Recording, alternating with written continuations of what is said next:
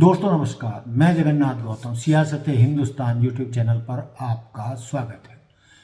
दोस्तों, जो पिछले दिनों एक एक्स आईपीएस अधिकारी आरएस यादव का और अभय चौटाला द्वारा उनको 39 जूते मारे जाने का जो प्रकरण था, जितनी तेजी से आग की तरह पूरे विशेषकर पूरे हरियाणा में फैला और अभय चौटाला की साख को बट्टा लगा, सबकी जबान पर ये कांड था कि क्या वाकई में अभय चौटाला इतने खतरनाक राजनीतिज्ञ हैं जिन्होंने एक आईपीएस तक को 39 जूते मारे थे।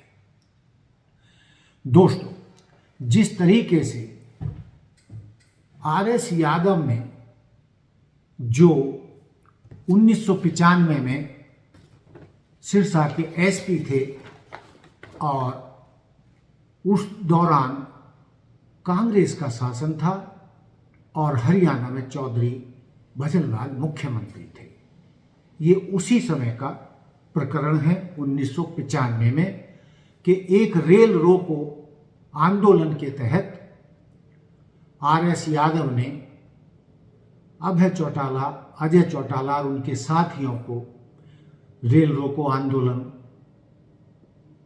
करने के आरोप में, रेलों को रोकने के आरोप में एक मुकदमा बनाया था और उनको, दोनों भाइयों को गिरफ्तार करके जेल भेजा था। तकरीबन अभय चौटाला और अजय चौटाला 1 महीने से ज़्यादा जेल में रहे थे। लेकिन दोस्तों, आईपीएस आरएस यादव ने उस घटना के बारे में एक हरियाणा के ही पत्रकार को एक पॉडकास्ट यानी लंबे साक्षात्कार में ये अपनी कहानी बताई थी कि किस तरीके से जब हरियाणा में चौटाला परिवार का राज आया और चौधरी ओम प्रकाश चौटाला हरियाणा के सीएम बने, तो किस तरीके से एक मामले में उन्हें फंसाकर चौटाला गांव ले जाया गया और चौटाला गांव में ले जाकर पुलिस चौकी या थाने में उनके साथ जाति की गई और उन्होंने अपने बेबाकी से दिए गए लंबे साक्षात्कार में ये दावा किया था कि थानेदार की कुर्सी पर अभय चौटाला बैठे थे और उन्होंने उनको लिटाकर उनके 39 छितर मारे थे, जिसको आन मिलो सजना बोलते हैं। वो रबड़ का बना हुआ जूते के पैंदे जैसा आकार होता है और उससे जो है अभियुक्तों की पुलिस 3rd डिग्री देती है। उसी तरीके से उन्हें 3rd डिग्री दी गई थी, उन्हें हवालात में बंद किया गया था और जूतों से उन्हें इतना मारा था अभय चौटाला और कुछ अन्य पुलिस वालों और उनके साथियों ने कि वो लगभग बेहोश होने की स्थिति में थे। तो जिस तरीके से लंबा साक्षात्कार उन्होंने दिया था, अब उन्होंने उस सब से पल्ला झाड़ते हुए अभय चौटाला से माफी मांग ली है। माफी भी क्यों मांगी है?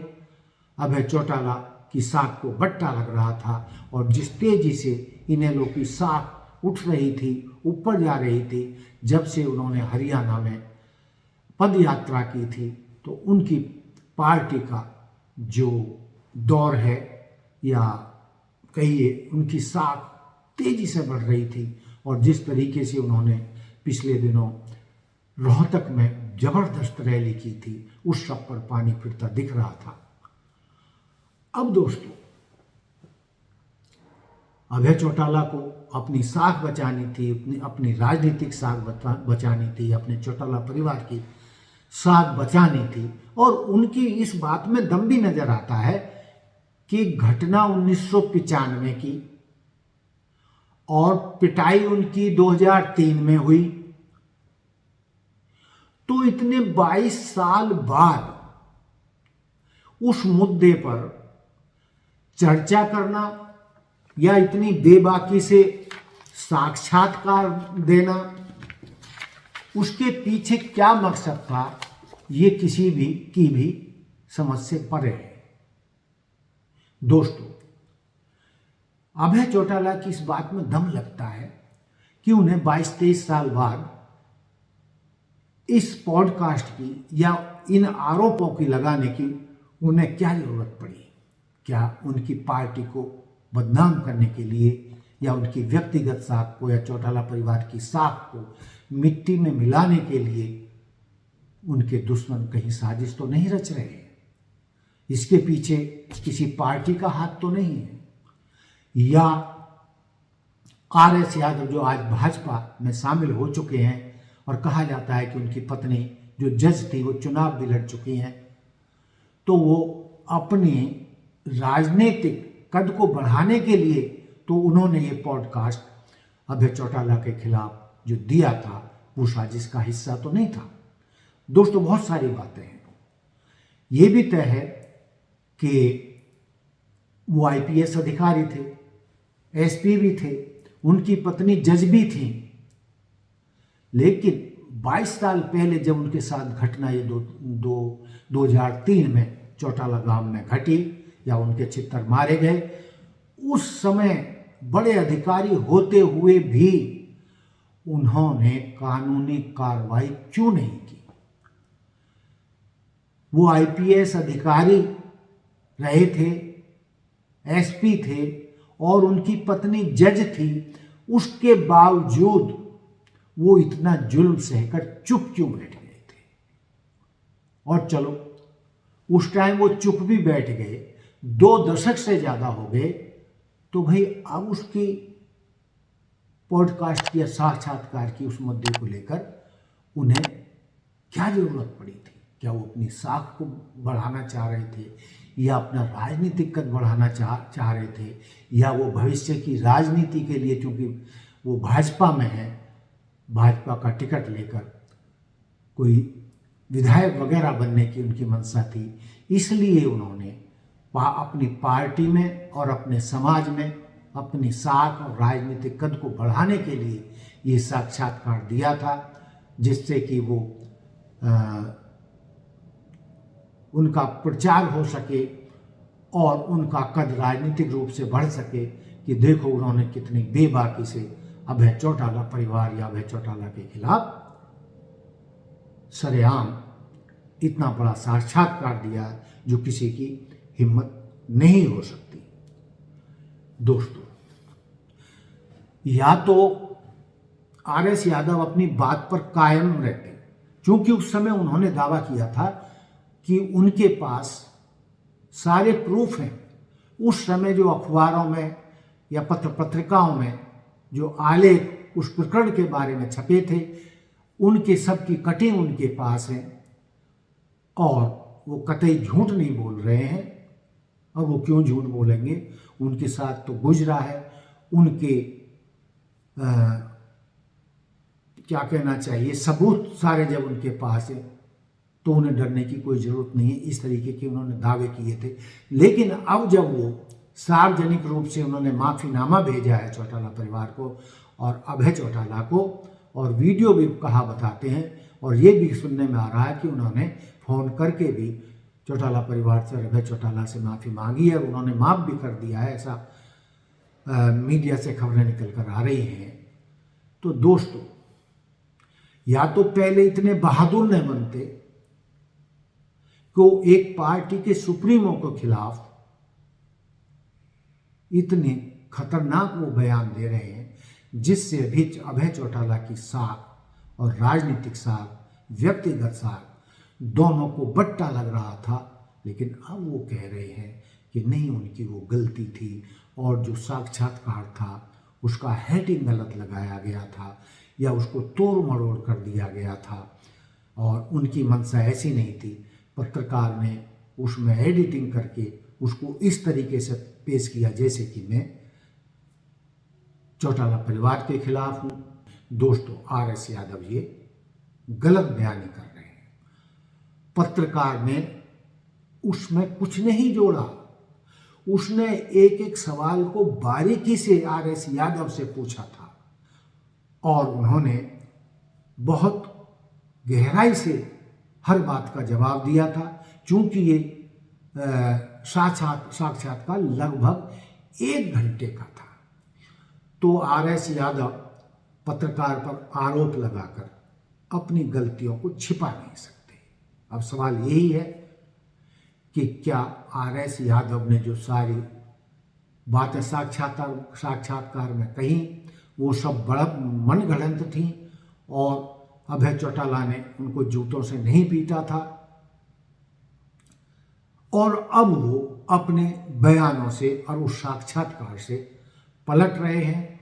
और जैसे कि आमतौर पर होता है, जब पत्रकार किसी नेता का कोई बयान प्रकाशित कर देता है तो जब उस पर कार्रवाई होने को होती है या सामने जिसके खिलाफ वो बयानबाजी की गई थी, जब वो मानहानि के दावे की बात करता है या उसका विरोध करता है, तो आमतौर पर हर एक नेता यही कहता है कि पत्रकार ने इसे तोड़ मरोड़ के दिया है, उनकी मंशा ऐसी नहीं थी और इसमें कट पेस्ट करके उसको इस तरीके का साक्षात्कार बनाया गया। लेकिन दोस्तों, जिस तरीके से आर.एस. यादव अपने बयानों से पलटे हैं,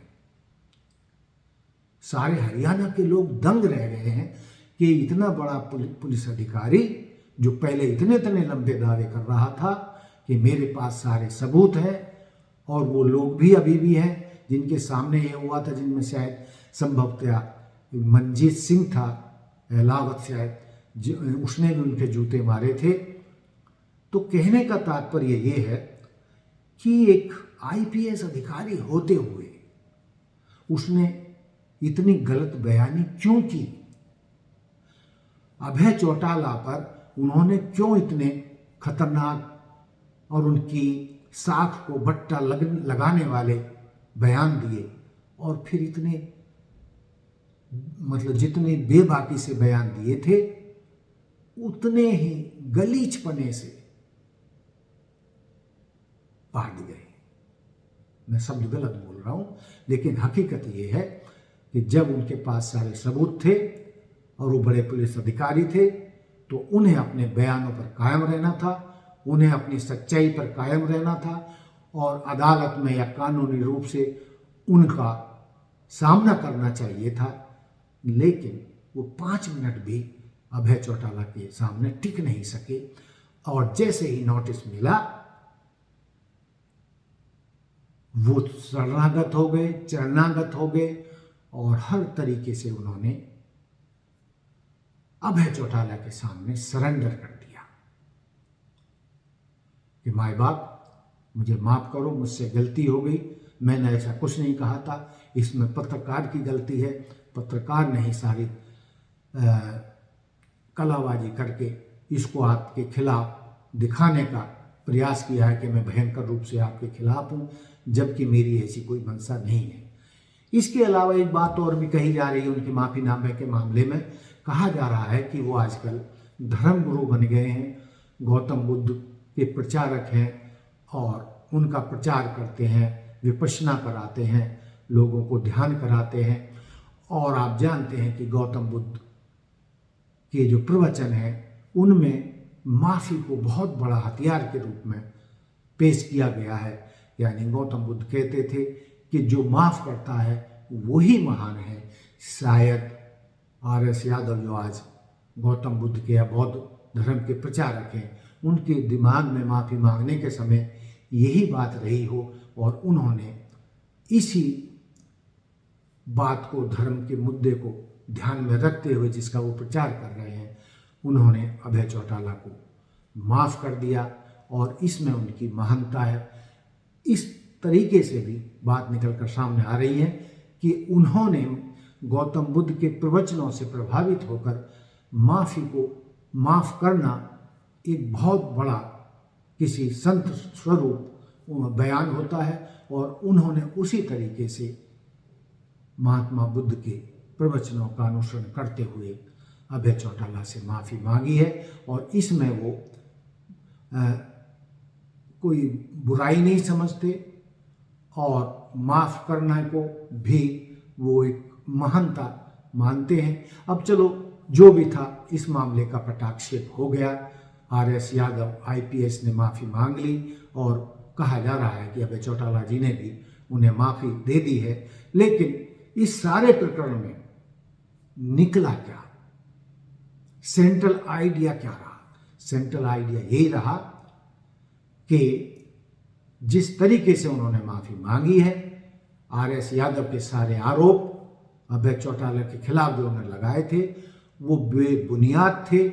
और अभी हो सकता है कि आने वाले दिनों में ये पता चले कि उनके इस साक्षात्कार के पीछे अभय चौटाला परिवार के खिलाफ इस बयानबाजी के पीछे मकसद क्या था। क्या कोई चौटाला विरोधी या चौटाला परिवार के विरोधी कुछ लोग उनके खिलाफ साजिश रच रहे थे, जिस कारण उन्होंने 22 साल बाद अभय चौटाला के खिलाफ आग उगली। लेकिन दोस्तों, जो माफ़ीनामा मीडिया में आया है उससे तो यही दिख रहा है कि अभय चौटाला इसमें पाक साफ निकले हैं। उन्होंने कोई जूते नहीं मारे थे और उनको बदनाम करने की नीयत से आरएस यादव ने ये सब प्रपंच रचा। लेकिन उन्होंने ऐसा क्यों किया, ये सवाल आज भी जो का त्यों है।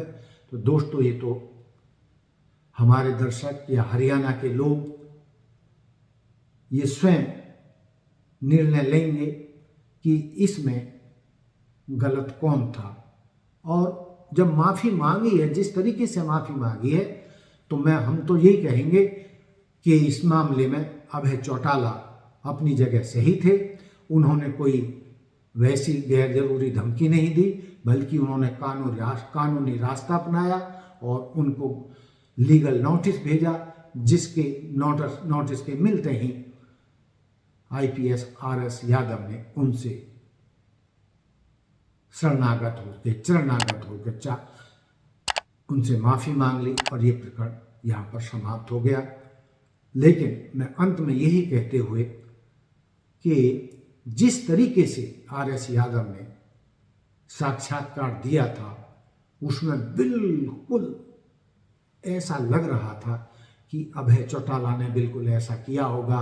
वो थानेदार की कुर्सी पर बैठे होंगे और सचमुच उन्होंने जूतों से आरएस यादव को, यानी मान मिलो सजना से, उनको 39 जूते मारे होंगे। लेकिन माफ़ीनामे के बाद ये बिल्कुल क्लियर हो गया है कि अभय चौटाला की उस मामले में कोई गलती नहीं थी। आरएस यादव ने झूठे आरोप लगाए थे और चूंकि झूठे आरोप थे और उसके पास कोई प्रूफ नहीं थे जो उन्होंने आरोप लगाए थे, इसलिए उनको माफ़ी मांगनी पड़ी और अभय चौटाला विजेता के रूप में इसमें निकले।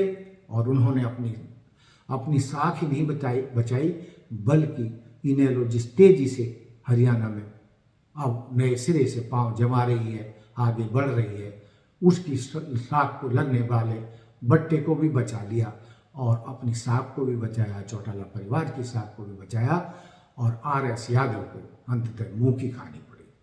तो दोस्तों, ये था मेरा आज का मुद्दा कि अभय चौटाला द्वारा जूते मारने, आईपीएस आरएस यादव को जूते मारने का प्रकरण आरएस यादव की माफ़ीनामे के साथ ही समाप्त हुआ और इसको यहीं समाप्त माना जाना चाहिए।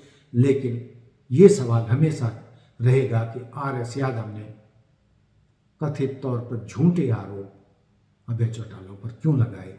क्या ये कोई गहरी साजिश का हिस्सा था? तो दोस्तों, देखते रहिए सियासत हिंदुस्तान। जय हिंद, जय भारत, जय संविधान। नमस्कार, धन्यवाद।